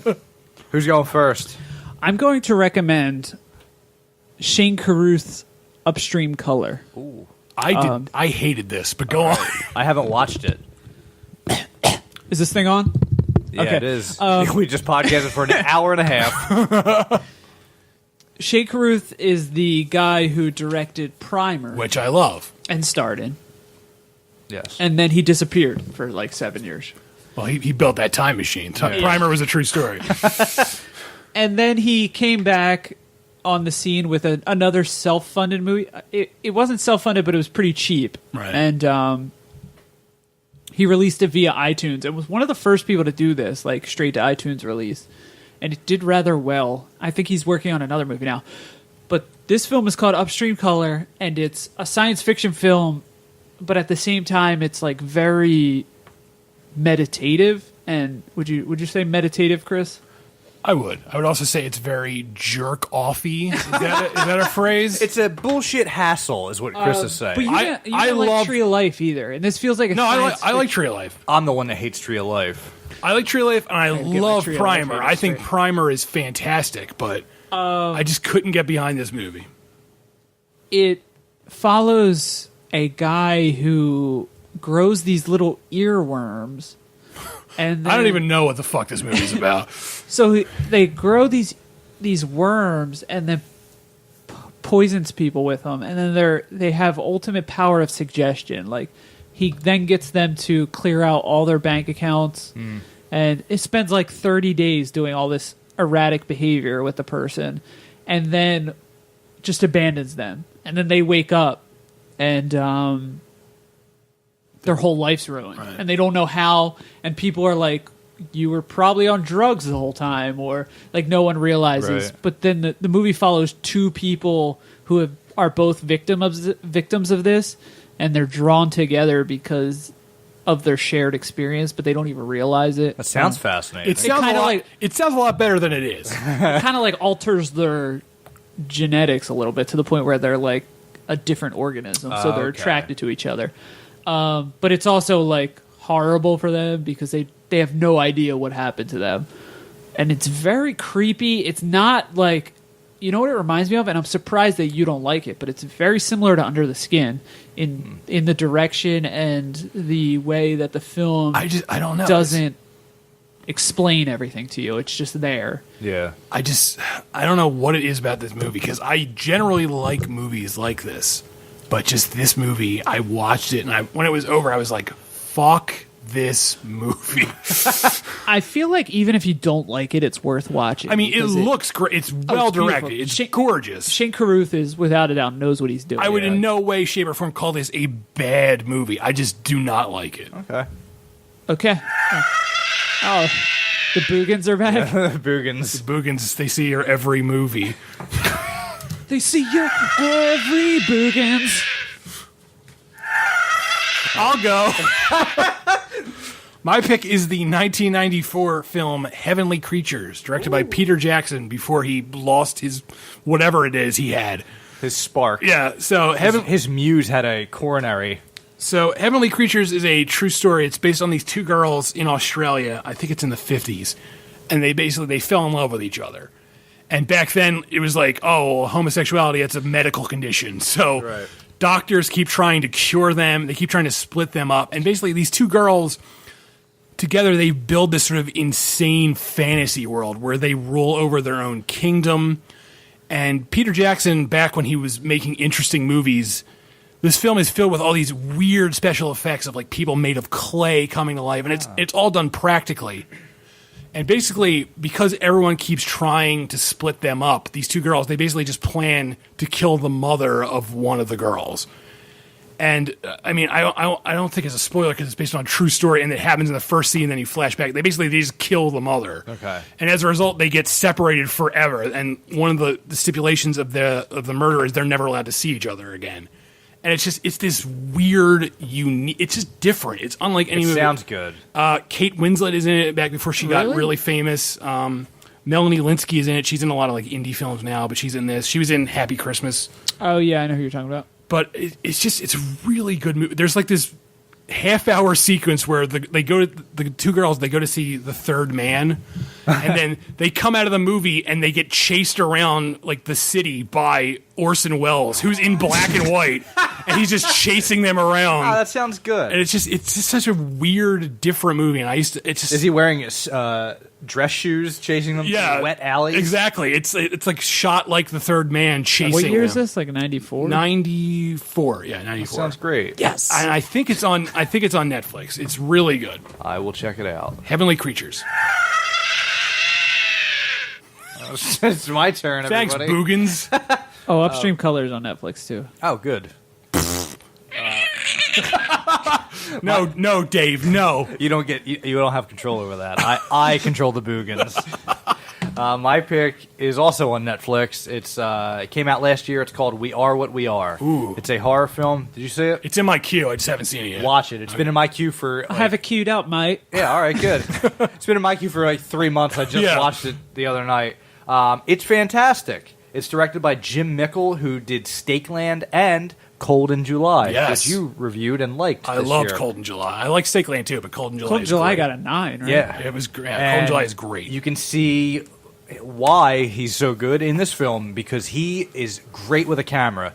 He moves it away from things that are happening so you don't have to see, and then he moves it back in the frame. It's artfully done. It's an arty horror film, and it does... One of my favorite things that horror films do is it masks a movie about anxieties, right, as horror, by making it a horror movie right. and making it about something else. But if you dig a little kind of like the deeper, Babadook. yes, like the Babadook, kind of like the Boogans, exactly like Chud. It stars Amber Childer, Julia Garner, and Bill Sage, who are indie actors. Yeah, I never heard of any of them. They're all three of them are excellent. Really? Yeah, in this and other works. From the East Indies? No. Nope. Those are Native Americans that we're talking about here. Not at all, actually. These are white people. These are white men. It's about a family who follow an ancient custom, which I'm not going to give away. And they find that their secret existence is threatened when the town floods and a deputy starts poking his nose around. And it's really creepy and really scary. And They're vampires. it's really good. They're not vampires. They are all Frankenstein monsters. They're all mummies. So yeah, my pick is 2013's We Are What We Are. It is on Netflix. We are what we are, and we is what we Yeah, is. they're all pirates. That's the twist. Arr, we are what we are. Oh, it's that Well- time. Well, I just ate my mop head. what? I'm sick, guys. I don't feel well. You ate that mop head. Stay in your seats until the seatbelt light goes off. and- About lie. Coming next week on the podcast is episode 1 in our Brian De Palma series. Right, we're going to start focusing podcasts on specific directors. And because the summer is dead, everyone. Yes. It's the fall director series. Lasers. A baseball gets hit. Fireworks. Someone eats one Cracker Jack. Singular. Crowd howls. An orange gets squeezed. Anyway, next week we're going to be talking exclusively about Brian De Palma's film Sisters. And I think I'm the only one that's seen it so far. I've seen it. Okay, are you going to watch it again? Yeah, I will get it from the library. Yes. So if you're a avid CutPrintFilm podcast listener and you want to keep up with next week, you should watch Sisters this Yes. week. Brian De Palma's Sisters. It's on Hulu Plus. It's part of their Criterion Collection. And it's also part of the Criterion Collection. Yes. If you like to buy $45 Blu-rays, why don't you pick up Sisters? And you can get all this stuff and more at CutPrintFilm.com. That's where we review movies. That's our website that we work on every day. Every day. For your eyeballs. Please. And we do this podcast for your earballs. Well, Well, like they say, it's the destination, not the journey. that's right. Who says that? Which, I guess, in this case, it is the journey. 'Cause the journey was the podcast. What's and the, now what's the destination? it's the end of The end of the podcast? This Yeah. It's like my grandfather said, the treatments aren't working. Please kill me. He was a wise man. I'm in great pain. I can't say the things my grandfather said on this podcast. Well, everybody, it's been fun. I hope you enjoyed our literary discussion on Cormac McCarthy. And if you didn't, I hope you never come back. Read a book, you cretins. Every now and then, we got to pause and not talk about the poppiest movies in the world. That's right. Teenage Mutant Ninja Turtles came out this week, and this is the only time we're even talking Yeah, about we it. didn't even see it. Why would we? And if We're you hear that, adults. right. We don't need to see that. that piano's dying out, and that's the end of the show. I think it would just be done. I think we're done now. Yeah. Wait, now we're done. Other thing, they're pretty goddamn deep into Mexico by that point, and in the movie, it seems like They're just over the border. Yeah, because when they get to the stables where they start doing the Mustang like taming, that's like Act 3. But somehow it's the middle of the movie. It seems like they cross the border and they're there. Yeah. But that prison scene where he in the cafeteria, like that is brutal in the book, and in the movie it's just like it's so just It's phony. lame. Yeah, It's lame. It's almost like something out of Saved by the Bell. Yeah. It feels like. Wow. It's just really It's strangely. funny you say that because I did get that feeling. It's like an after-school special Yeah. or something about bullying or fighting. It's very, it's very odd. in the novel he fights off like 6 giant Mexican dudes with a metal lunch tray. Hey, that doesn't It's- happen in the movie. Yeah, it's so brutal. Like he beats one to death with his lunch tray. Right, and then Liam Neeson comes and tells him to find a flower. Oh, I'm thinking of Batman Begins. Yeah. I'm sorry. I hadn't seen this film, so I watched it as show prep, I guess. And the first like 20 minutes or Go so. show. Yeah, the first 20 Prep rally. Jesus. I would like you to leave. It's also not called prep rally, but anyway. So the first 20. Look, I'm one drink in right. at the beginning here. The first 20 minutes or so of the movie, I was digging it because it was a really arty sort of thing. Yeah. It's I had no problem with the first half of the it film. was interestingly directed, like the way it sort of just like it was sort of this lazy sort of way it drifted from scene to scene, and I liked that. But after a while, I was like, I am sick of this. Enough. Well, good for you. They stopped directing like that, and the pace of the film changes drastically, and also the directing style. Right. Because all of a sudden there are. What was up with that hard cut after Blevins gets killed?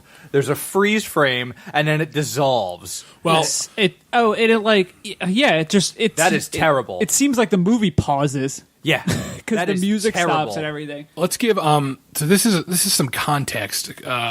Apparently, the original cut of this film was 3 hours and 40 minutes long, Okay, and this is a 2-hour movie. So, and Miramax basically said, "Fuck you, Billy Bob Thornton, no," and they cut the movie down. So a lot of the problems with the movie could be because it was just cut to hell, but also the scenes don't work. Yeah. Too. I mean, what's on the screen doesn't work as is, but maybe it would work better. Yeah, I'm going to give him the benefit of the doubt by saying that an extra hour and 45 minutes might have made this film a little more digestible. I know that's a lot of movie to watch, but it's a long story, correct? Yeah, it's part one of a trilogy too. Right. Yeah. Is that Sutri's in that trilogy? No, it's Cities on the Plain. That's that right? and The Crossing. Yeah. It's called the Border Trilogy. I've never read the other two. Yeah, but I don't know. There's something wrong with it, and I think it's the Hollywoodness of it. Yeah, I was just gonna say like it's trying to both be an art film and also like a commercial movie at the same. When he rode past, I seen he was carrying fire in a horn, the way people used to do, and I could see the horn from the light inside of it, about the color of the moon. And in the dream, I knew that he was going on ahead. He was fixing to make a fire somewhere out there in all that dark and all that cold. And I knew that whenever I got there, he'd be there.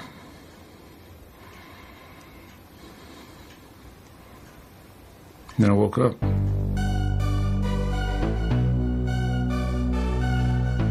The gentlemen discussed the literary works of Cormac McCarthy on episode 24 of the CutPrintFilm podcast. Here are your hosts, Jeff, Dave, and Chris. Hey, everybody. Welcome to the CutPrintFilm podcast, episode 24. I'm Jeff Rollins. I'm Chris Evangelista. And I'm Dave Costal. Oh, we did it. It only took us 24 episodes. I figured I would start the episode with some enthusiasm, so maybe you guys would jump in. It's episode 24. Later on, Kiefer Sutherland's going to be stopping by. Oh, who's that? Dave had a stroke while saying that name. Dave was having all of his teeth pulled in the middle of by my dentist, Dr. Jafar. That's not an easy one to say, Kiefer Sutherland. No, it's also not a real name. Yeah. I'm going to name my daughter Kiefer. So yeah, this is episode 24, and today we are discussing the film adaptations of Cormac McCarthy, the American author who is responsible for Blood Meridian, The Road, what else? Child of God, All the Pretty Horses, No Country for Old Men. No Country for Old Men. Are we talking about books or movies? We're talking about the movie. Okay. I mean, not books. Then yeah, I'm just listing the things he's written. Right. He's a well-known There's a few author. I've never read. He signed a few checks, probably. Stuff like that he's written. What haven't you read? I'm actually saving some of his novels for when I'm 40 and have nothing else to do because he's going to be dead soon. Yeah. Are you imagining you're going to retire at 40? What dream world are you living in? He's living in the America of the 50s. No, I'm just. I'm going to be dead while I'm 49, right? That's what happened in the 50s. I'm assuming I'll be all out of good books by then. I'll be all right, I got to go read The Orchard Keeper. It's time to read Suttree. Yeah, see, that's on my list of things I got to read too. But I've read all of the books that have been adapted, aside from the very first movie that was adapted, is All the Pretty Horses. Yeah, I have not read All the Pretty Horses. Haven't read it, but you have, Dave. It's a very good novel. I'm sure it is, because he is let's get this out of the way. Cormac McCarthy is a great writer. Yes, a master of the craft. He's such a good writer that apparently filmmakers don't know how the fuck to adapt his books. Nope. Touching on All the Pretty Horses, I feel bad for you guys because the cinemization, is that a word? No, but go with it. Go for it. The cinemization. Single, it almost makes the novel better. I mean, from right off the bat, it's almost scene for scene of the novel. Yeah, there's basically. only a couple. There's one or two Cohen-ism things thrown in. If you're not familiar with this movie at all somehow, and you're listening to this podcast, crawl out from under a fucking rock and see the movie. First of all, I'm confused at who you are and what kind of monster you are. Yes. But this was directed by the Coen brothers, and it stars Josh Brolin, Javier Bardem, and Woody Harrelson, among other people. And Woody Allen. Yes. Lou Ellen Moss. Davis, I was going to say. No, not Lewin Davis. That's the other. And he's just like a normal dude, and he stumbles across a cartel drug trade gone bad. Right. Everyone's shot to death. But he finds the briefcase of money, and Javier Bardem plays what's his assassin? name? Anton Chigurh. Chigurh, yeah. And he's on the trail trying to collect this money. And he's a fantastic character, both in the book and in the film. Great head of hair, too. Oh, God, yes. And we're going to get to his head of hair later, too, by the way. The thing with, and this is what's wrong about All the Pretty Horses, Child of God, The Road, what's the other one? The Counselor's a totally different subject. I can't wait. That's a whole other ball of wax. Is that Cormac McCarthy characters, they're not people. No. The major characters. Right. They're ideas. They're entities, almost. And the only one to, like, capture that is No Country for Old Men. Yeah, with that Anton Chigurh character. Absolutely. And the sheriff is right there as, like... Tommy Lee Jones. Yeah, Tommy Lee Jones plays... I totally forget his name. Ed Tom Bell is his That's name. it. I knew he had 3 names. And he is fantastic in this. Yeah, Tommy Lee Jones. He's a great actor in general, but he's really good in this. He steals every scene he's in. Yeah. Yeah, it's without a doubt my favorite Tommy Lee Jones movie. Mm-hmm. Did he win the Academy Batman Award Forever for is that? excellent, though. Yeah, he was really good as Two-Face in Batman Forever. Oh, yeah. And No, he wasn't. And in that movie, The Missing. No, that movie was terrible. He's the That worst. is not a good film. The Ron Howard film, The Missing. Not a good film at all. Anyway. He didn't win the Academy Award for this, but Was he in Space Truckers? He was. No, he was in Space Cowboys. That's what I'm thinking of. Space Truckers Cowboys. is Dennis Hopper. All right, we're gonna shift gears and talk We're about talking about Space Space Truckers. When they drove those trucks in space, Boy, howdy! look out. That about sums that up. Was it like All right, Joyride? What? Was it like Joyride? Nothing like Like- Joyride. I'm gonna. I mean, there was a leave. truck, but it was in space, so. All right, back to No Country. Yeah. Do you want to talk about Javier Bardem's haircut? Yeah, let's do it. Let's dive right in. It's really zany. It's great. Next. I don't know what we could say about All right, No so Country. why do you think this movie works and the other Coen brothers...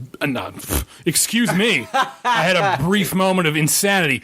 Why do you think this movie works and the other Cormac McCarthy movies do?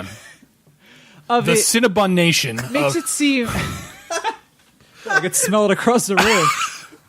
It makes it seem very Hollywood and, like, just cleaner than it is in the novel. Like, All right. It's like a bunch of people playing cowboys. Yeah. It doesn't seem real. Are we starting? Yeah. Let's start with... But- because that is the first one. the thing I want to say about All the Pretty Horses is, like, the novel kind of feels like the Fellowship of the Ring in the same, like, way, where it starts out kind of, like, jolly and then gets, like, real serious.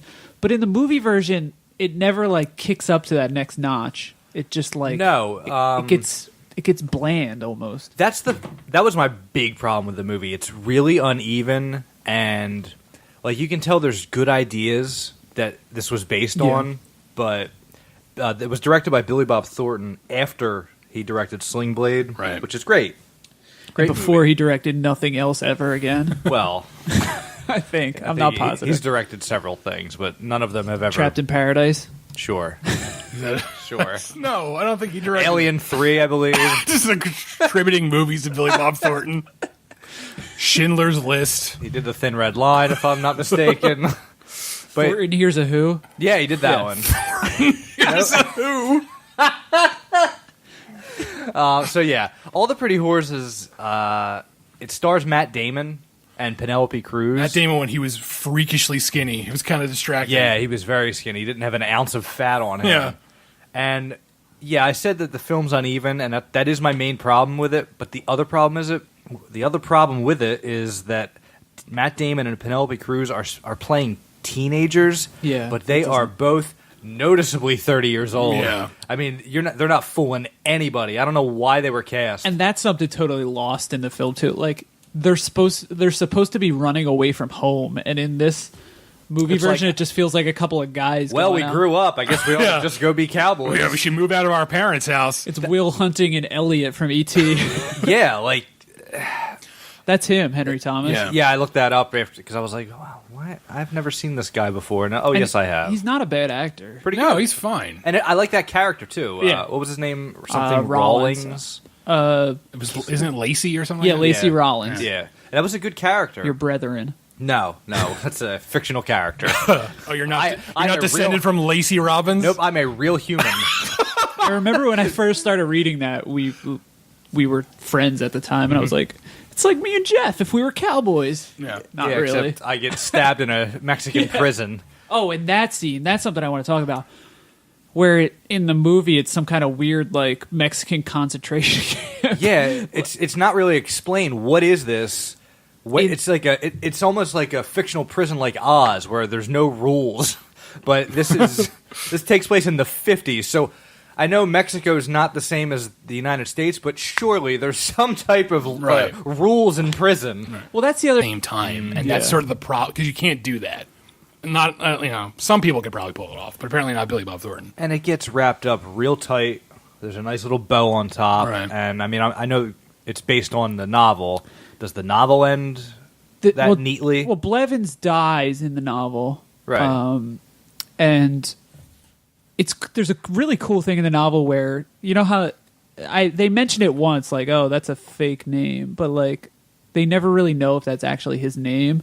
And Matt Damon goes around Texas like trying to find his family for a while, and he can't find anyone named Blevins in the entire state. It's kind of cool, but it does kind of end on like an aw shucks, like they walk up to the house together and they're like, "Oh, hey, you're got back." your horse. Just a couple of shit kickers. And it's like, "Oh, Dad was real mad at me for leaving." Like it does end on that, like, and it's strange. Hey, did you forget that you were stabbed in a Mexican prison? It is a strange thing for a McCarthy novel, and I think he was trying to write something that wasn't like that didn't make you want to crawl into a grave when you were done reading it. Yeah, not yet. He hadn't got to that point yet in his career. All right, so I mean, there's not much I can really say about All the Pretty Horses. Yeah, I wouldn't recommend like if you've never seen it, I wouldn't recommend watching it. I would recommend at least watching it if you're a completist, but do not start with this movie. It's kind of like a forgotten movie because I remember when it came out, they were trying to sell the hell out of it, and they kept trying to push it as like this Oscar like movie. an Academy, but like all the critics just hated it, and then now like, I don't think anyone remembers this movie. That's because the next McCarthy novel wasn't adapted till 7 years later. Yeah, it's kind of weird. Like I didn't really realize. I didn't realize this was like the first McCarthy movie in like to hit the screen, basically. Before we move on to the next one, I would say that this is like the most pedestrian Of all, novel. So if you like, it's not as like dense and poetic, but so if like you're not like, it's a good Cormac McCarthy primer to get you into it to read because there's still beautiful passages and shit that like makes you think on your own existence. You're talking about the book, though. Yeah, the book. Part of the reason I haven't read it yet is because I have like OCD and like because I know it's part of a trilogy, I know that once I finish it, I have to read the other two. Right. And so like I need to like block out some time for that. So that's why I haven't gotten around to reading it yet. Yeah, I still haven't read the second one. Like I'm the type of person who like when I find out something is like a trilogy, I'm like, oh fuck. I can't start that right away because because my OCD kicks in and it won't let me that's why you read the whole Game of Thrones Wikipedia. Right, exactly. Yeah. Well, you get the gist. Right. All right. So what is the next one? 7 years later. No Country for Old Men. I was going to say the 7-year itch, but yes. No, it's not. That came out well before.